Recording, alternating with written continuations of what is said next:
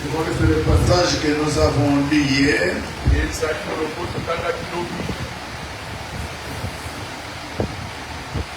Nous avons parlé hier sur la première partie. Le Kilobi a été niveau à l'Imoso.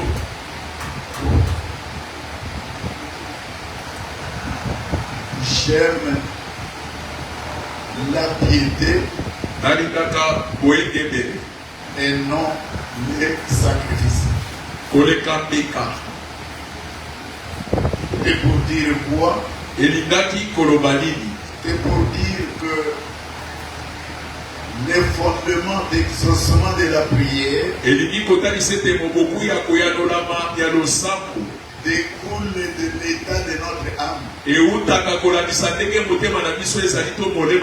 L'exaucement de la prière que tu es en train de faire découle de la piété, de la crainte de Dieu, de ton attachement à Dieu, de ton obéissance à Dieu, de ta fidélité à Dieu. Ainsi que tous ces termes-là,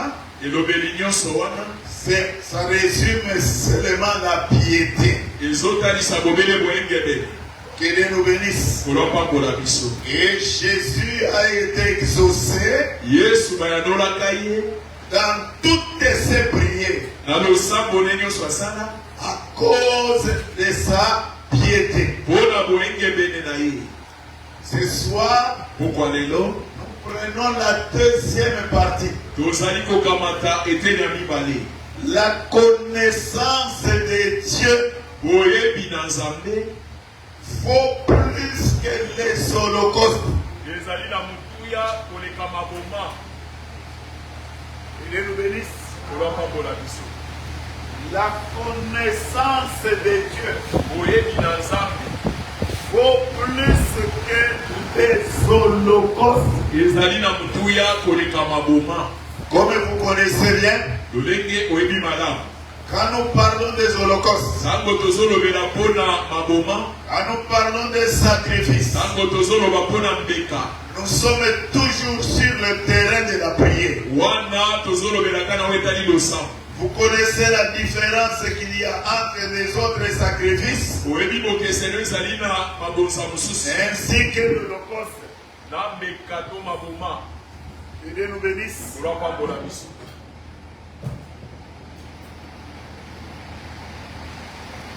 On ne pouvait pas arrêter pendant qu'on a déjà commencé la prédication.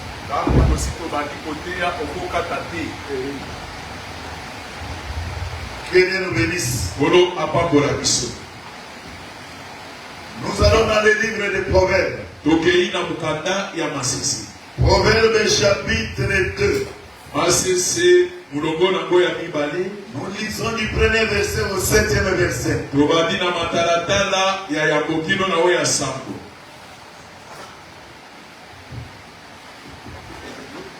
Proverbes chapitre 2, 1 à 7.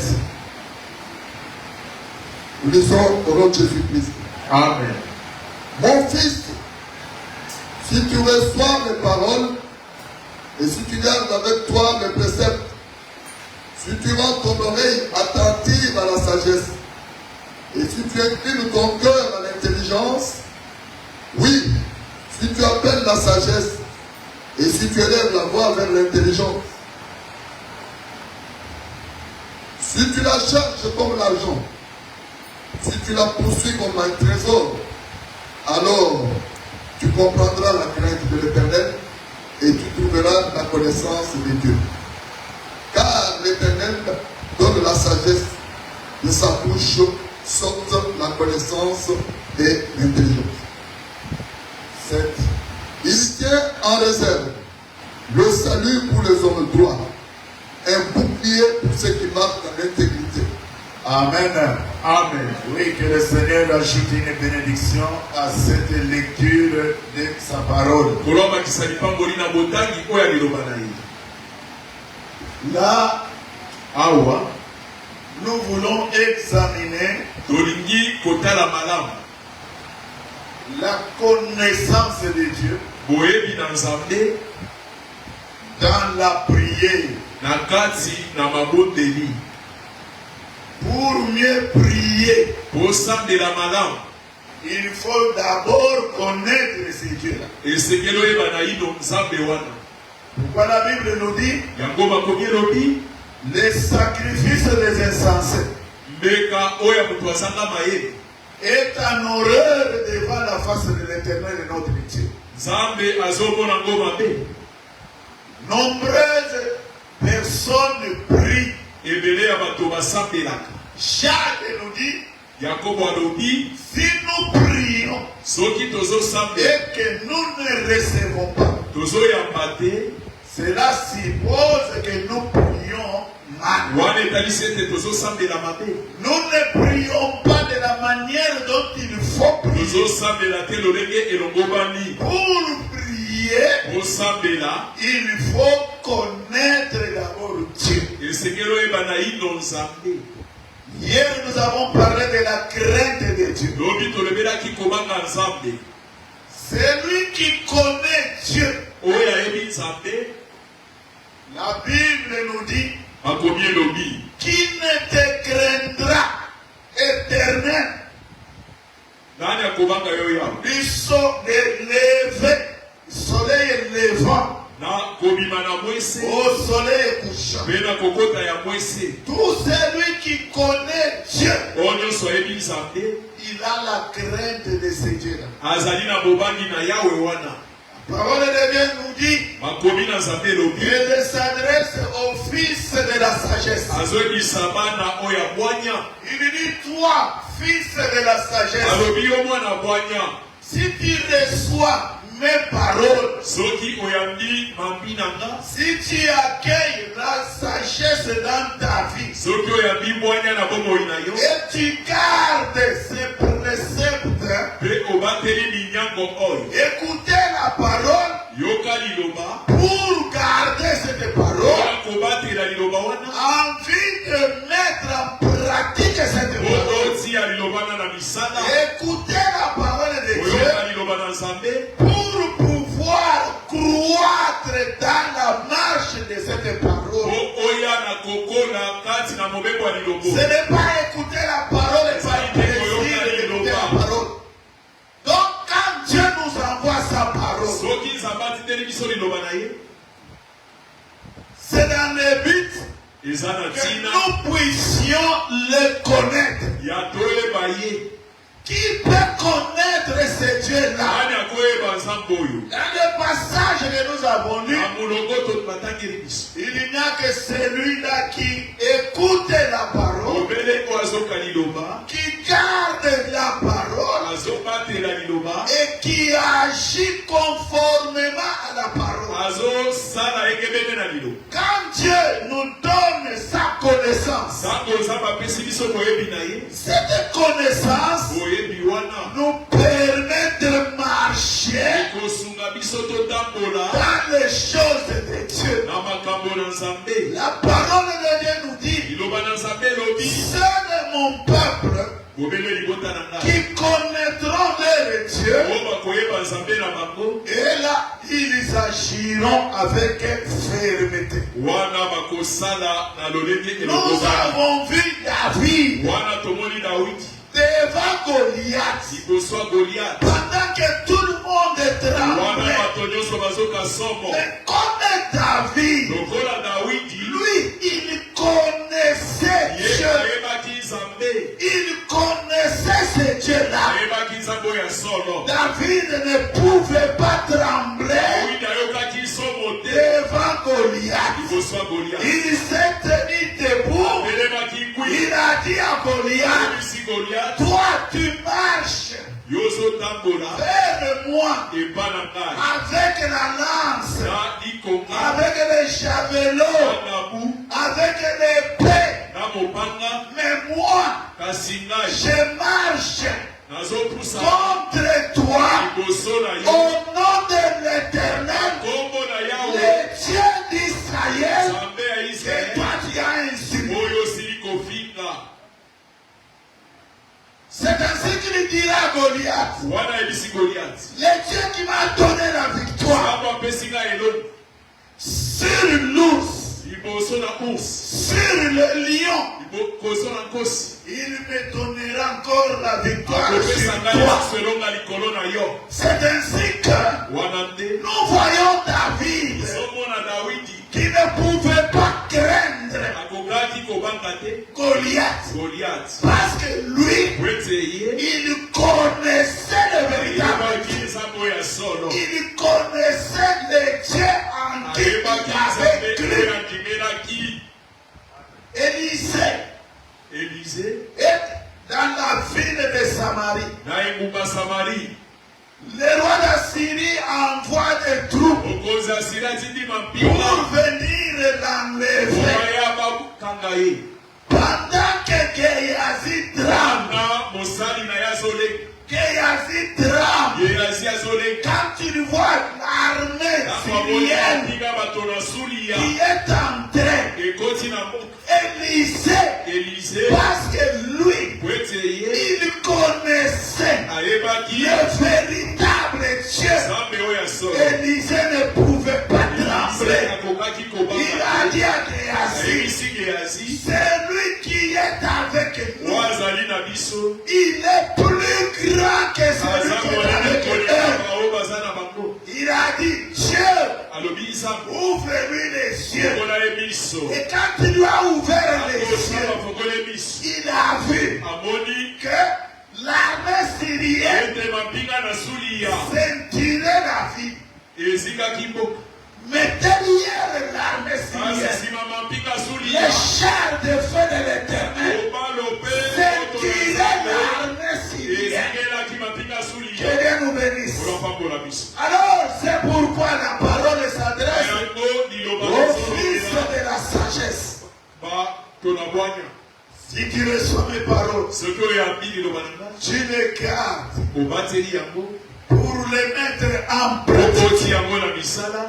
Alors, tu appelleras la connaissance. Tu appelleras l'intelligence. Si tu cherches la connaissance, tu la recherches plus que l'or. Si tu cherches et tu poursuis et tu t'attaches à la connaissance, c'est à ce moment-là que tu comprendras la crainte de l'Éternel. Tu comprendras la crainte de l'Éternel et tu trouveras la connaissance de l'Éternel. Que Dieu nous bénisse. Les deux, la crainte et la connaissance marchent de paix. L'un influence l'autre. Esaïe dit, c'est l'Éternel Dieu que vous devez sanctifier. C'est lui seul que vous devez redouter et craindre. Esaïe 8 et 12. C'est lui l'Éternel. Si tu sais qu'il est saint, la Bible dit, nous devons alors le servir avec crainte et tremblement. Que Dieu nous bénisse. Qu'est-ce que nous voulons te dire ce soir? Si tu recherches la connaissance de Dieu, Élie s'est trouvé devant les prophètes de Baal. Ce qui devait faire la différence, c'était la connaissance que chaque camp avait de la part de Dieu. Élie avait la connaissance C'est comme ça qu'il pouvait formuler la prière. Et quand il a fait la prière, il n'a même pas fait une longue prière. Il a voulu d'abord savoir rétablir la communion avec Dieu. Une fois que la communion était rétablie avec Dieu, il pouvait maintenant demander tout ce qu'il voudra demander.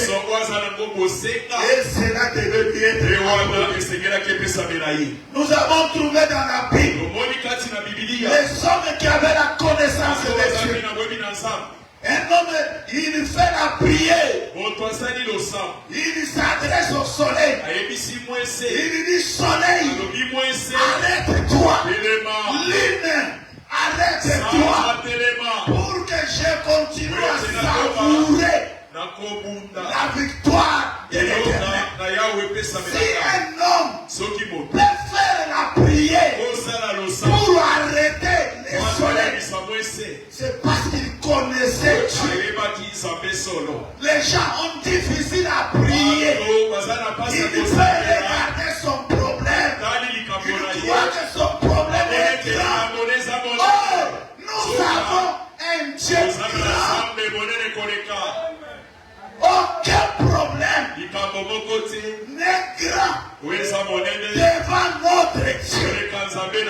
C'est ainsi que Daniel nous dit, ceux-là de peuple qui connaîtront leur Dieu, ils agiront avec fermeté. A dit à Akab, aujourd'hui, il y aura la pluie. Parce qu'il lui avait dit, pour qu'il y ait pluie, ce n'est qu'à ma parole. Il a dit à Akab, monte vite. Parce que la pluie risque de tomber. Mais quand il commence la prière, il a prié. Rien n'a changé. Il ne s'est pas arrêté. Il a continué à prier. Parce qu'il savait que le Dieu qu'il sait, c'est l'unique Dieu qui écoute les prières. L'unique Dieu qui exauce les prières. Et que rien n'est impossible devant ce Dieu-là. Donne-moi le micro là. Que Dieu nous bénisse. Connaître l'Éternel.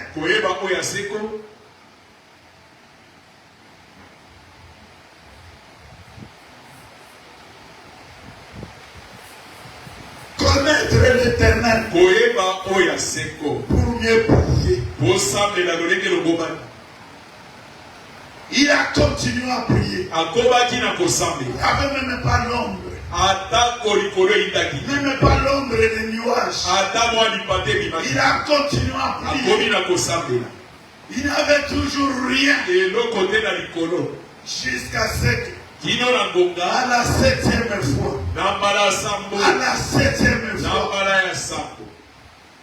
son serviteur lui dira, je vois un petit nuage de la grosseur de la pomme de main. Il s'élève. Élie, il dit, comme tu as vu, ce nuage-là, aujourd'hui il y aura une très forte. Ça ne dépendait pas de la grandeur des nuages. L'intensité de la pluie ne dépendait pas de la grandeur des nuages. L'intensité de la pluie dépendait de celui qui ordonne à la pluie de tomber. Que Dieu nous bénisse. Voilà donc, bien-aimé. Proverbe nous dit, quand tu vas appeler la sagesse, quand tu vas rechercher l'intelligence, quand tu vas poursuivre la pour les hommes qui le craignent, Et il est pour eux un bouclier. Au temps de douleur, au temps de la souffrance. Que Dieu nous bénisse. Aujourd'hui, nous avons des problèmes. Les gens ne se préoccupent même pas de connaître les dieux. Quand tu ne connais pas ces dieux-là, comment tu peux prier avec foi? La Bible nous dit il n'y a que lui seul qui peut tout. Il peut tout. Et personne ne résiste à sa volonté.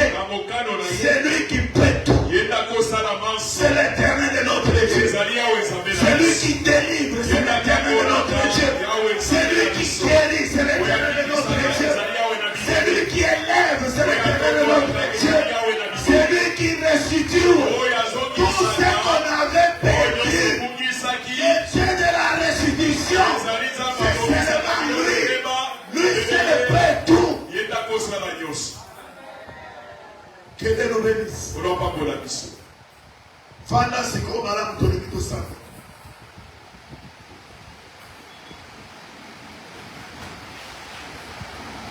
Poyo o sambe madame.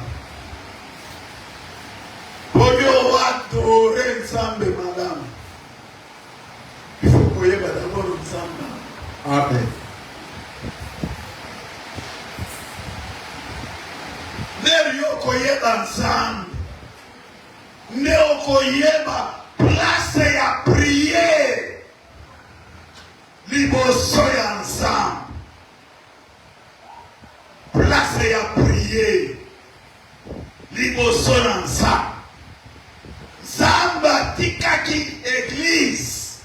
Ayebi ce qui va ngwa lobi. Tout ce que vous demanderez